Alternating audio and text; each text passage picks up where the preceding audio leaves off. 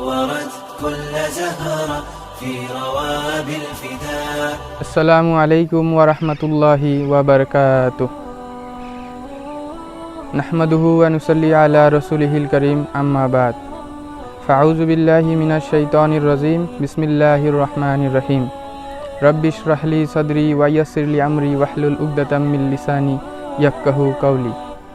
সম্মানীয় প্ৰিয় ভাই, দাদা, বাইদেউ আৰু লগতে বন্ধু বান্ধৱীসকল, মই শাহিদ আহমেদ আপোনালোকক সকলোকে মোৰ প্ৰথম কুৰাণ আৰু সুন্নাহ ভিত্তিক আলোচনাত আদৰণি জনাইছোঁ।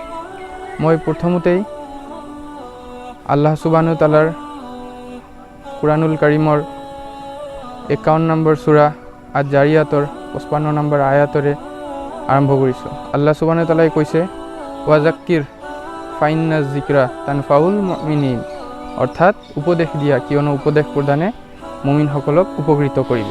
সেয়ে প্ৰিয় দিনী ভাই, দাদা, বাইদেউ, বন্ধু বান্ধৱীসকল, আল্লাহে মোক যিখিনি কুৰাণ আৰু সুন্নাহৰ ওপৰত জ্ঞান দিছে, তাৰে পৰাই আল্লাহৰ নিৰ্দেশ মৰ্মে মই আপোনালোকৰ ওচৰলৈ উপদেশ দিবলৈ লৈছোঁ।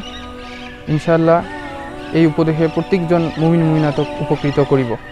হে প্ৰিয় দিনী ভাই, দাদা, বাইদেউ, বন্ধু বান্ধৱীসকল, আমাৰ সমাজত প্ৰায় দেখিবলৈ পোৱা যায়, মুয়াজ্জিন চাহাবে নামাজৰ ৱাক্তত যেতিয়া মছজিদৰ মাইকত আজানৰ জৰিয়তে দি প্ৰত্যেকজন বান্দা বান্দিক আল্লাহৰ হুকুম তথা আদেশ পালন কৰিবলৈ স্মৰণ কৰি দিয়ে, সেই সময়ত বেছিভাগ দেখিবলৈ পোৱা যায় যে প্ৰিয় দিনী ভাই, দাদা, বাইদেউ, বন্ধু বান্ধৱীসকল, কিছুমানে অনলাইন গেমিং, কিছুমানে ফেচবুক, কিছুমানে হোৱাটছআপ আৰু কিছুমানে ইনষ্টাগ্ৰাম, টুইটাৰ ইত্যাদি সামাজিক মাধ্যমত ব্যস্ত থকা দেখা যায়।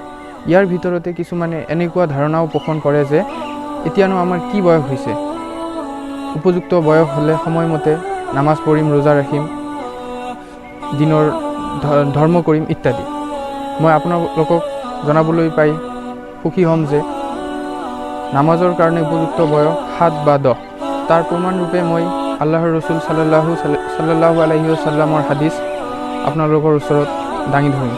হাদিছৰ কিতাপ সুনানে আবু দাউদ, হাদিছৰ অধ্যায় নামাজ বা সালাত, হাদিছৰ সংখ্যা 493 বা 495। আমৰ ইবনে শুআইব ৰহমতুল্লাহ আলাইহিৰ পৰা তেওঁৰ দেউতা আৰু তেওঁৰ ককাৰ পৰা পৰ্যায়ক্ৰমে বৰ্ণিত, তেওঁ ক'লে, আল্লাহৰ ৰসুল সাল্লাল্লাহু আলাইহি ওয়াসাল্লামে কৈছে, তোমালোকৰ সন্তানৰ বয়স যেতিয়া 7 তেতিয়া তোমালোকে তেওঁলোকক নামাজৰ কাৰণে আদেশ দিয়া, আৰু যেতিয়া তেওঁলোকৰ বয়স 10 হৈ যাব, সিহঁতে যদি নামাজ আদায় নকৰে সিহঁতক মাৰিব তথা শাসন কৰিব আৰু শোৱা বিচনা তথা ঠাই বেলেগ কৰি দিব।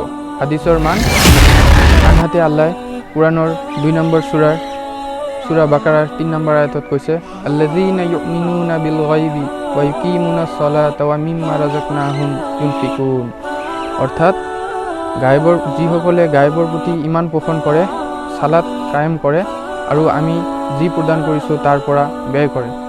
এই আয়াতৰ জৰিয়তে দি আমি বুজিব পাৰিলোঁ যে নামাজৰ গুৰুত্ব কিমান অপৰিসীম, আৰু নামাজেই ইছলামৰ এক অনিবাৰ্য দাবী, আৰু নামাজেই হ'ল ইছলামৰ 5টা স্তম্ভৰ 2 নম্বৰ স্তম্ভ। গতিকে প্ৰিয় ভাই, দাদা, বাইদেউ, বন্ধু বান্ধৱীসকল, নামাজৰ কাৰণে কোনো ক্ষমা নাই। ইয়াক যিকোনো পৰিস্থিতিতে আদায় কৰিব লাগিব। এটা ইমান ৰক্ষা কৰাৰ কাৰণে 24 ঘণ্টা সময়ে ফৰজ হৈ থাকে, কিন্তু নামাজ 5 ওয়াক্তহে ফৰজ। এই ফৰজবিলাকৰ ভিতৰত নামাজে এনেকুৱা এটা ফৰজ যাৰ ওজৰ কোনো ধৰণে মানি লোৱা নহ'ব, অকল অজ্ঞান অৱস্থা আৰু মৃত্যু ব্যতীত।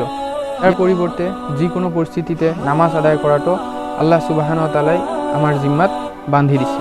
নামাজে সেইটো বস্তু যাক আল্লাহ সুবহানাহু তাআলাই গোটেই পৃথিৱীৰ মুছলমানৰ ওপৰত ফৰজ কৰি দিছে, যাৰ পৰিৱৰ্তে কোনো এৰা বা ছাৰ নাই।